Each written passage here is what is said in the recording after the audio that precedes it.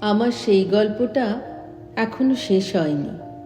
শোনো, পাহাড়টা আগেই বলেছি ভালোবেসেছিল মেঘকে, আর মেঘ কিভাবে শুকনো খটখটে পাহাড়টাকে বানিয়ে তুলেছিল ২৬ বছরের ছোকরা, সে তো আগেই শুনেছ।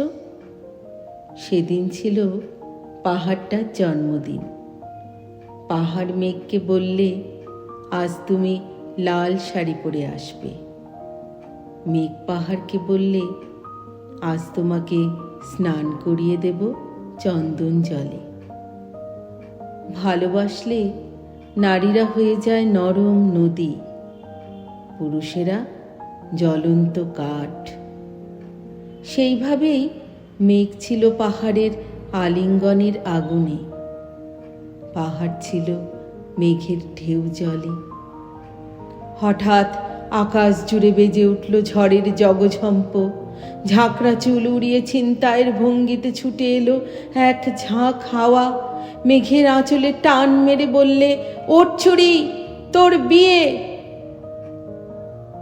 এখনো শেষ হয়নি গল্পটা। বজ্রের সঙ্গে মেঘের বিয়েটা হয়ে গেল ঠিকই, কিন্তু পাহাড়কে সে কোনো দিনই ভুলতে পারল না। বিশ্বাস না হয় তো চিরে দেখতে পারো পাহাড়টার হাড় পাঁজর। ভিতরে থই থই করছে শত ঝর্ণার জল।